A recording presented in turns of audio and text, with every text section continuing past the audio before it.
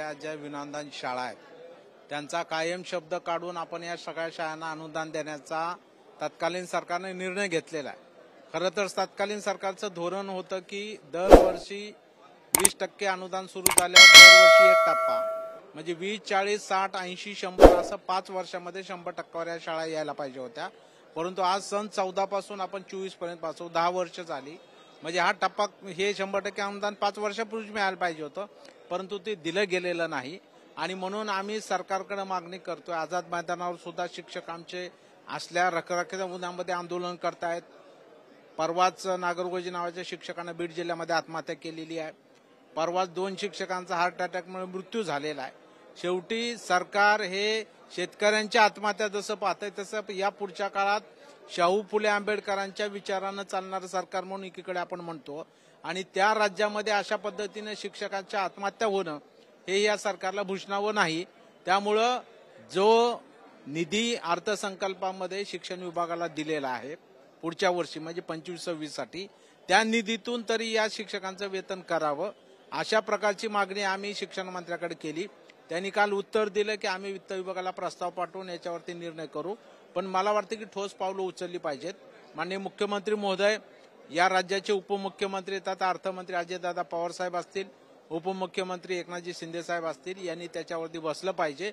आणि शेवटी हा शिक्षणाचा विषय आहे, महत्वाचा विषय आहे, त्यामुळे एकदाच या सर्व शाळांना 100% अनुदान देणं ही काळाची गरज आहे। तो तातडीने निर्णय घ्यावा, यासाठी आमचा संघर्ष सुरू राहील। खर्चाचा घालून आपल्याला सगळं नियोजन करावं लागतं आणि ते काम अर्थमंत्री म्हणून कुठले अर्थमंत्री करत असतात। मला वाटतं निश्चितपणानं शेवटी सुप्रीम हे मुख्यमंत्री आहेत, अर्थमंत्री दोन उपमुख्यमंत्री आहेत। शेवटी या तिघांनी बसून तो निर्णय केला पाहिजे।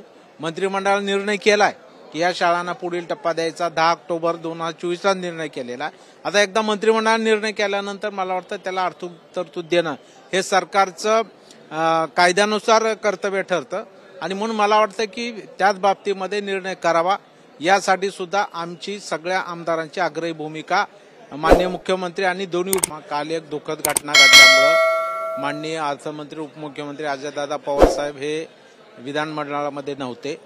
कदाचित ते आज येतील, पुन्हा आम्ही त्यांना भेटून याच्यामध्ये सरकारनं सकारात्मक मार्ग काढावा ही आमची विनंती राहणार आहे। आणि आम्हाला खात्री आहे की निश्चितपणाने हे अधिवेशन संपण्याच्या पूर्वी या विषयावरती सरकार मार्ग काढेल। सरकारनं घोषणा केली होती की या राज्यात 75,000 पदांची भरती केली जाणार आहे, परंतु एकीकडे ही घोषणा होत असताना ही सगळी पदं भरली का? आणि हेच नाही तर नियत वयामानानुसार वय वर्ष 58 झालं की सेवानिवृत्ती ही चालत आहे, ती आज आहे, उद्या आहे, परवा आहे। त्यामुळे ही पदं नियमित वेतन श्रेणीतली आहेत, ही पदं काही तात्पुरती नाहीत, आजही लागणार, उद्याही लागणार।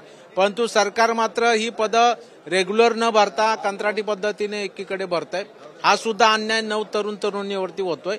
शेवटी एवढी मोठं क्वालिफिकेशन घ्यायचं, एवढं मोठं शिक्षणासाठी खर्च करायचा, आई वडील स्वतः उपाशी राहून लेकरं शिकावं आणि लेकराचं भवितव्य घडावं म्हणून त्या ठिकाणी कष्ट करतात, घाम घालतात, आणि दुसरीकडे जेव्हा लेकरू शिकतो तेव्हा त्याला नोकरी मिळत नाही। ही शोकांतिका नवयुवक युवतीच्या पुढे आहे। म्हणून मी आज सभागृहामध्ये आतापर्यंत ज्या जागा रिक्त आहेत, ज्या रेग्युलर पदाच्या जागा आहेत त्या तातडीनं भराव्यात।